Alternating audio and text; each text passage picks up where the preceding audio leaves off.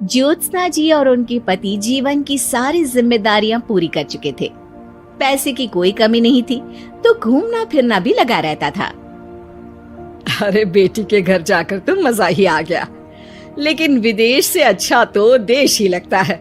अब मन को चैन मिला। अरे लेकिन वहां की औरतें देखिए, कितनी फिट, स्मार्ट और चमकती हुई। आदत से तो बाज नहीं आओगे आप। अरे मजाक कर रहा हूँ यार। अच्छा मैं जरा बाजार होकर आता हूँ। पति बाजार जाता है, जहाँ उसे एक अजीब सी दुकान दिखाई देती है। अरे ये क्या बात हुई? अंदर आओ 50 के, बाहर निकलो 40 के। हम आपकी 10 साल उम्र कम करते हैं। अरे ऐसा क्या करते हैं भला? जरा अंदर जाकर ही देख लेता हूँ। अंदर एक सुंदर सी लड़की खड़ी होती है। सुंदरी जी, ये क्या दुकान है? जरा जादू हम पर भी तो चला दीजिए। यस सर, आपको हमारी एग्जीक्यूटिव एक डेमो के लिए अंदर ले जाएगी। आप अंदर जाएंगी तो आप खुद ब खुद समझ जाएंगी। पति अंदर जाता है, जहाँ सेल्स गर्ल मिलकर पति को नकली बाल, नकली दांत, रंग बिरंगी कपड़े के साथ रंगीन चश्मा लगा देती है। देखिए, अब खुद को शीशे पे देखिए और बताइए सर। हाय दयो, ऐसे तो मैं किसी हीरो से कम नहीं लग रहा। दे दो, सारा सामान पैक कर दो। पति खुशी खुशी वहाँ से निकल जाता है। घर आकर वो सारा सामान छुपा देता है। फिर अगली शाम, सुनो मैं वॉक पर जा रहा हूँ। इस वक्त? अरे नाती पोतों को वीडियो कॉल करके बात तो कर लो। अब हाँ, आकर करता हूँ ना, पक्का पक्का। पति बाहर जाकर सारा मेकअप करता है और मार्केट में घूमता है, जहाँ उसे एक स्मार्ट सी महिला दिखती है। क्या आपको मुझसे कोई काम है?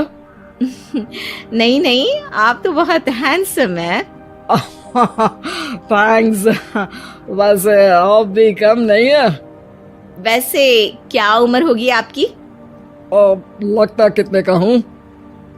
40 के तो पूरे लगते हैं। अब क्या था, 50 साल के पति को कोई 40 का बोल दी तो। वैसे तो कम का हूँ, लेकिन टेंशन के कारण थोड़ा उम्र में बड़ा देखने लगा हूँ। ओह सच्ची? आप 40 के पूरे नहीं हो? अरे छोड़िए ना, चलिए मैं आपको कॉफी पिलाता हूँ। यहाँ की कॉफी काफी शानदार होती है। दोनों में दोस्ती हो जाती है और फिर चल पड़ता है सिलसिला रोज रोज के घूमने फिरने और मजे करने का।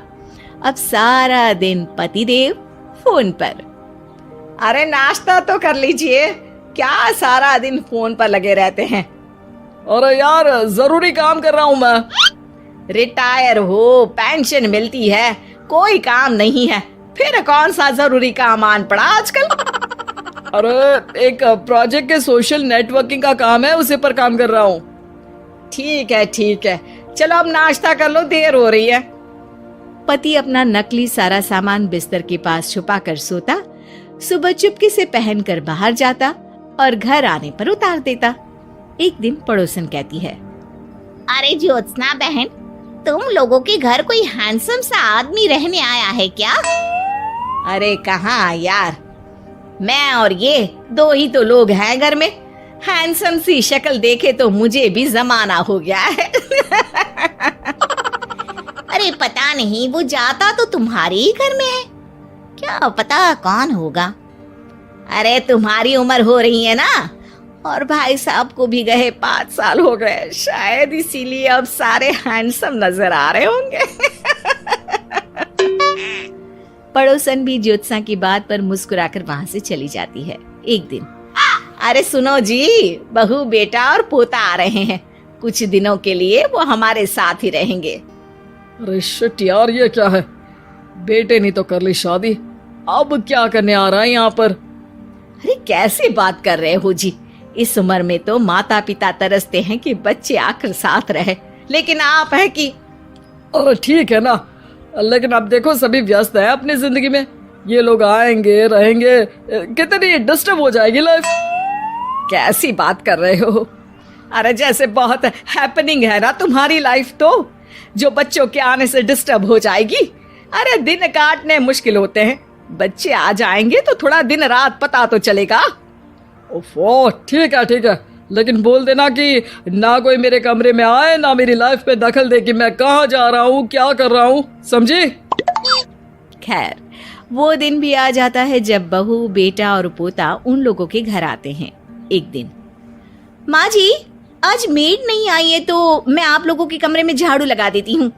अरे नहीं बहू, वो तेरे पापा को ना पसंद नहीं है कि कोई उनके कमरे में जाए। तू छोड़ ना, मैं खुद ही लगा दूंगी। सास को समझ में नहीं आता कि आखिर उसके पति ने किसी को कमरे में जाने से मना क्यों कर रखा है। खैर, वो साफ सफाई करके बाहर निकल आती है, लेकिन कहते हैं ना, बच्चा तो अबोध होता है, उसे किसी बात का क्या पता।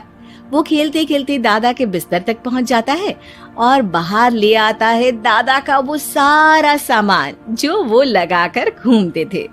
ज्योत्सना की नजर उस सामान पर पड़ती है। वो बच्चे से पकड़कर कमरे में लाती है और पैकेट खोलकर देखती है। हाय रे दैया, ये क्या?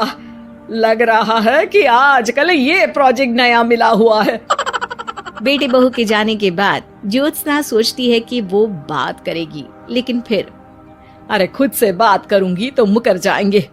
पता लगाना होगा कि माजरा क्या है। कुछ दिनों बाद, अरे यार, ये बच्चे लोगों के आने से लाइफ ना बड़ी डिस्टर्ब सी रही।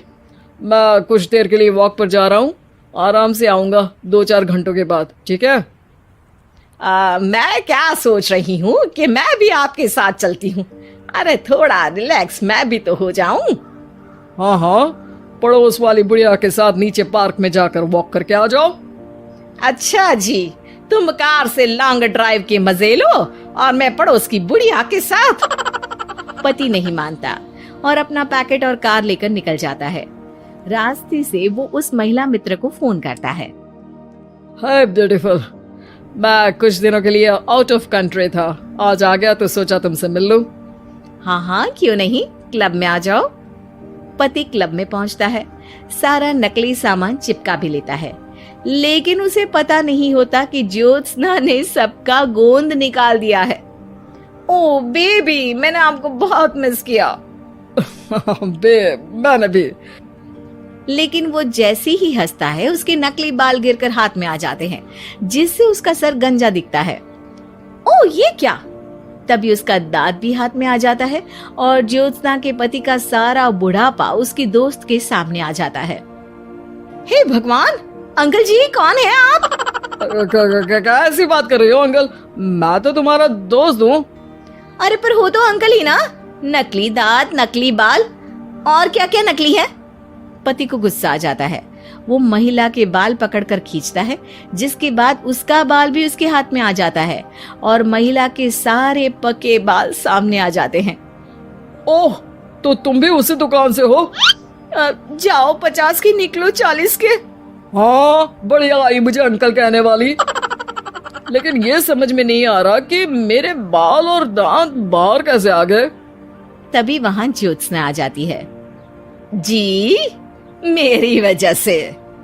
चलिए इन आंटी जी को नमस्ते कहिए, फिर घर चलते हैं और वहां मैं बनाऊंगी आपको 40 का।